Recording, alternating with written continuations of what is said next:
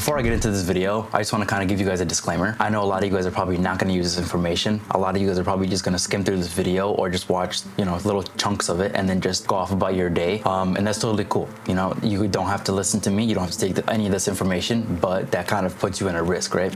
There's the risk of not being able to catch up and surpass your peers. But for you guys who do actually want to do something in your life and that actually want to start changing your life, especially if you're in a situation like me where you just came out of high school or you just came out of college and you want to actually start pushing for greatness, you want to actually start pushing for better things in your life, and you want to actually build something that's going to be able to actually provide you with the freedom, whether it be financially, location freedom, or whatever you're looking for in your life, I would highly recommend you guys watch this full video. I give you guys a full breakdown, a full blueprint. Now, you're probably asking yourself, who am I to be listening to you? Who are you to be giving me any of this business or life advice whatsoever?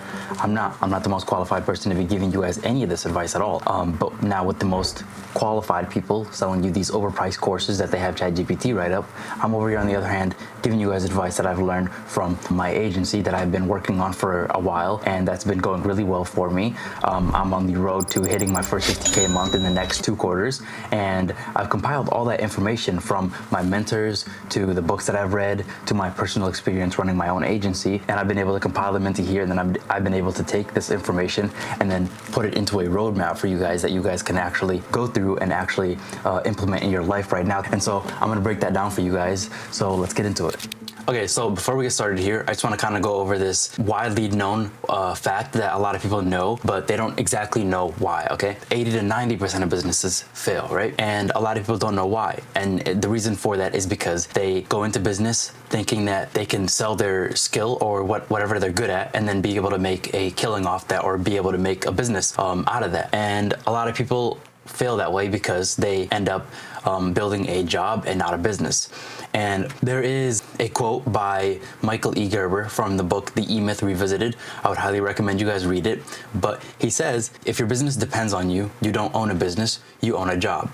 And what he means by that is that if you have to be constantly doing things in the business to be able to keep it afloat, you don't own a business, you own a job, because the business depends on you. If the business doesn't depend on you, then you're good. But if it does, then you don't have a good business whatsoever. If you're not able to create SOPs, and I'll talk about that in a second, but if you're not able to create, delegations for tasks and then hand them off to people and make them simple enough for the people to be able to actually run them really well, you have delegation 1, like task 1, task 2, task 3, and then your final product is here. Like, if you're not able to systemize your entire business, then you don't have a good business. You just have a skill that you're selling in exchange for money.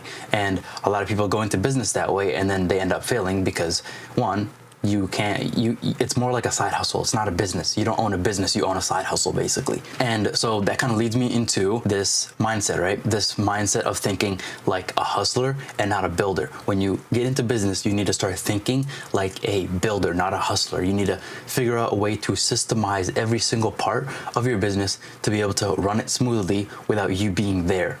And that's the big thing here that you need to take from this video. And so this kind of leads me into the whole topic of intrinsic value, right? The entire definition of intrinsic value is just what you offer to the world.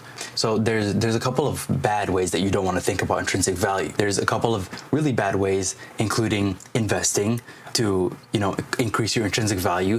You can't increase your intrinsic value or somehow quadruple your income just by investing in a new business. And then there's getting a better job. You can't increase your intrinsic value by getting a better job, because if you end up being useless to that business or whatever job that you get, then your intrinsic value is back down to 0. Like, you have no intrinsic value now. People think that they can increase their intrinsic value by all these different things, getting another job, getting a better job, or investing. You can't do it that way. You just can't. That's not a very predictable way for you to actually increase your intrinsic value or somehow violently blow up your intrinsic value. But what you can do, you can increase your intrinsic value by providing a lot of value. The way that you can provide a lot of value, again, is to start your own business. And this is what we get into right here. Before you get into your business though, and before you start actually making your business, you need to start having a couple of mindset changes. This is the bad mindset that you don't want to go into business having, right? This is the mindset of just being like, I can trade what skills I've been able to accumulate over the years in exchange for money. you can do it that way, and that's more of a side hustle and not a business. You can't create a business around a side hustle again. So this is how you are going to start your business right here. Every single business, again, documents every single part of the steps that go into actually running their business. This is going to help you delegate those tasks in the long run to other people that are probably going to be able to do them better than you, because they're able to spend a lot of time on that single task and they're able to master that single task. And then if you have multiple people mastering different tasks to be able to actually give you your end product or service, you are able to have a much more successful business that way, because those people only have to focus on that one task. You know, maybe your receptionist has that one SOP where it's just like she picks up the phone and just answers phone calls. That's her SOP. She does that job. From day one, start documenting and start creating SOPs. And now this kind of leads me to commandments. These are the commandments that you need to, make sure that you understand very clearly before you start, thinking about what businesses you want to start. There is the commandment of need, the commandment of entry, the commandment of control, and the commandment of scale, and then the commandment of time. And before you get into your business and before you start thinking about starting a business, you need to make sure that the business idea that you have ends up passing every single one of these commandments. If it doesn't, you don't have a business, you have a side hustle. So first commandment is need. Is there a need for whatever you do? Is there a need for the product or service that you're offering? If not, you don't own a business, you own a side hustle, and it's just not gonna work out for you. And then there's the commandment of entry.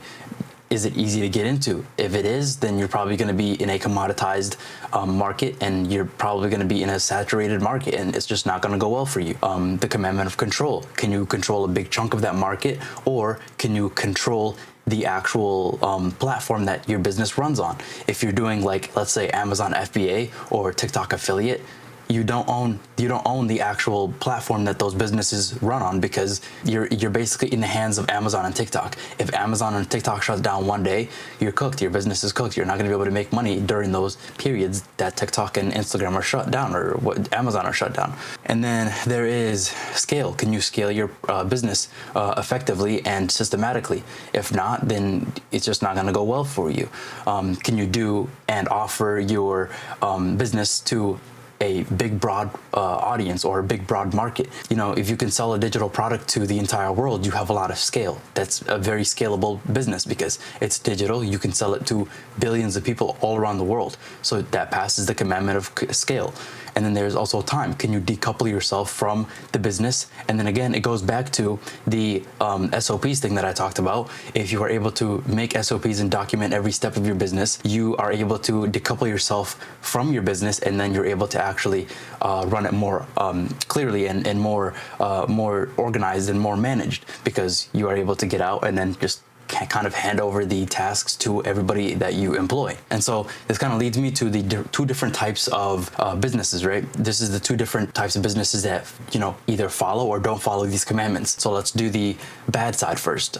The bad types of businesses that don't follow the commandments would be freelancing forever. Freelancing takes a lot of time. It does not pass the time commandment. A lot of time is put in for a certain amount of money, and it's not worth it because you have to put in more time to be able to get more money out. So freelancing is not a good business model. It does not pass the commandments. Drop shipping, right? There is no control because you're running your whole business around the fact that people are going to want to buy cheap Chinese-made products. You have no control over that because people are going to start realizing, this stuff is cheap. It's not going to work out too well. It's not going to be a long-lasting thing. There's thin margins. It's easy to copy. A lot of people were doing drop shipping, so that kind of caught on to a lot of people, and then people stopped buying things from drop shippers. Amazon FBA, again, I just said that if Amazon shuts down one day, your whole business is cooked because Amazon controls your entire thing. It does not pass the commandment of control. Crypto and gambling, again, it does not pass the commandment of control because you don't have control in those businesses that you're investing in, or in the crypto, coins that you're investing in, or whatever crypto stocks that you're investing in, because if those stocks go down, you're basically at a loss. Again, it's good to invest. It's good to have different places that you can put your cash for it to grow or make you more money, but you don't want to rely on that, right? That's the key factor. You don't want to rely on crypto. You don't want to rely on investing, because if the businesses or crypto portfolios that you're investing in go down, or the businesses that you're investing in go down, then you basically lose a lot of money and you don't have control over that. So that does not pass the commandment of control. And then there is the next thing right here, most influencer plays. Let's say, everybody that wants to be a fitness influencer or that want to be a, famous person on TikTok or whatever, like a famous, dancer on TikTok or whatever. Those people, a lot of them fail because they don't understand how to market themselves as a brand, and they don't understand how to make themselves a brand, and they just go on there thinking that they're able to make a video and then blow up and make a lot of money off it. You can't rely on that, and then it just doesn't pass a lot of the commandments, because again, if TikTok goes down, it doesn't pass the commandment of control. You don't have a business then, and then there's just a bunch of different variables that go into that. So influencing is not a good business model to get into. So now we get into the good side, right? There is the good types of business models to get into. There is productized services. These are going to be services that you can systematically create and then sell to somebody. Like, let's say, for example, my business, I can productize my business because it is a service-based business, but I can productize it because I'm able to give my consumers of my service or product a system that gets them the goal that they need or want. And those are good. Those are always really good to get into, because you're able to systematically create a product out of your service, and then you're able to resell it to your target market, and then you're able to make a lot of money off that way. And then that kind of leads me into software and digital tools. Again, I just said, like, if you create something online or it's digital and then you start selling it online, you have a very broad market to sell it to, because it's available to 8 billion people. You can sell it to anybody in the world. So it passes the commandment of scale. It passes the commandment of control because you've made it. And it just passes a lot of other commandments.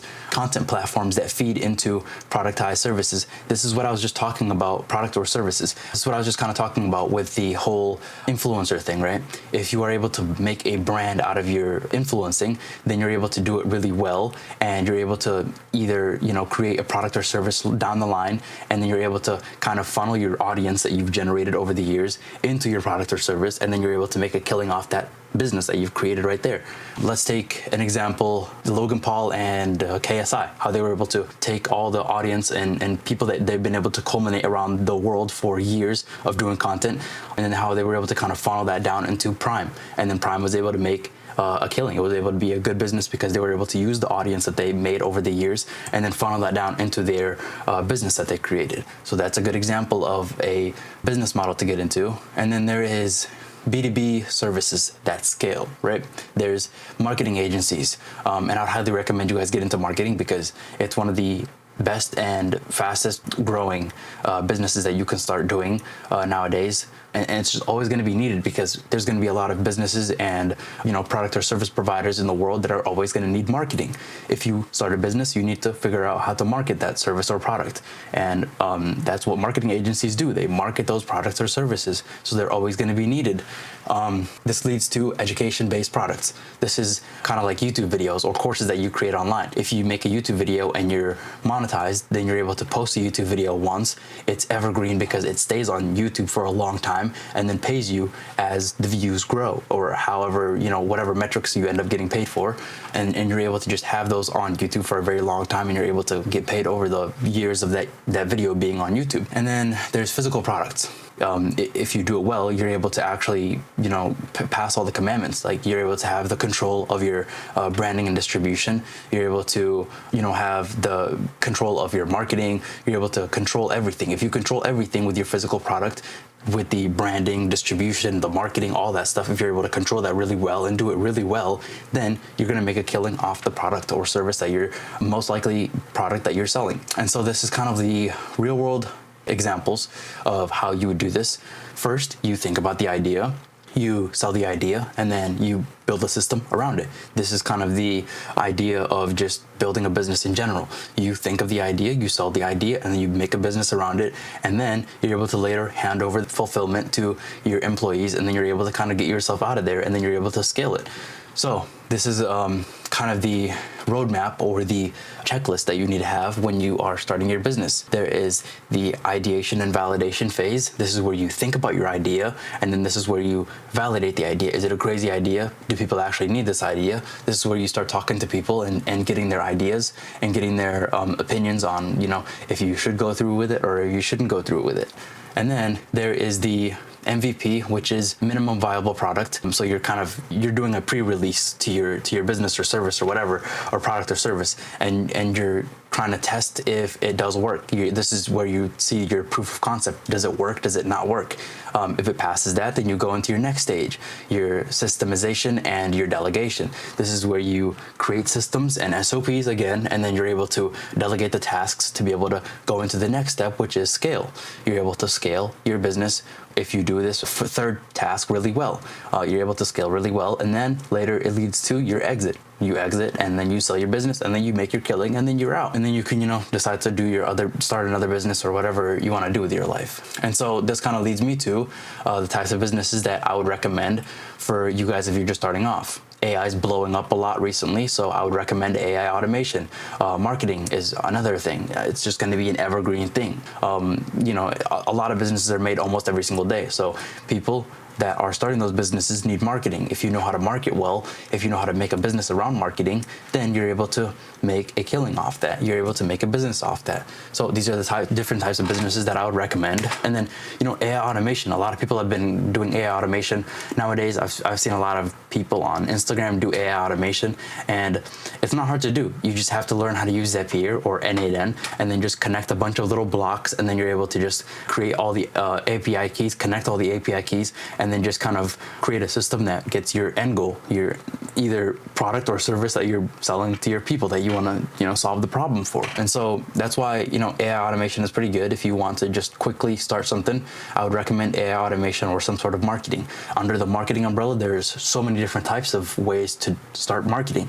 There is inbound, there's outbound, there's branding, there's UGC not UGC. UGC is a part of marketing too, but there is consumer packaged goods, CPG, which is just branding. Things like the cups that you drink from, they have a little sticker on them. Those are the branding. People actually make a business out of that. And so there's different types of businesses that you can get into under the whole marketing umbrella. And then AI automation is blowing up, and it's going to be pretty necessary because while normal automation, where you're able to automate, tedious tasks for businesses, did work, now that we have AI, it just makes it much better, and it just makes it much smarter. So this is kind of the roadmap that I've made for just getting started with business as soon as possible and as quickly as possible.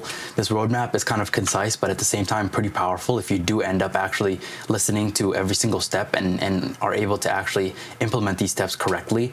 I would highly recommend you guys take a screenshot of the commandments thing, just so that when you decide to start your ideation phase of just thinking about what types of businesses you want to start, you need to think about, your need, your commandment of need, your commandment of entry, your commandment of control, your commandment of scale, and your commandment of time. If you can do those 5 really well, and you're able to actually, pass every single one of those commandments, you're able to have a pretty successful business. And then also take these 2 examples as well, the bad examples and the good examples. And then, check if your business does pass those. And if it does, you're able to just go on to the next step, which is just getting your whole business started. But yeah, if you did find this video helpful and you think this was somewhat useful to you, I hope it was, honestly, because this is a lot of things that people our age struggle with. And if you're able to understand this roadmap really well, you're able to digest this roadmap really well, you will have a successful business. If you guys are new to this channel, please hit the subscribe button, hit the like button, and I will see you guys next video.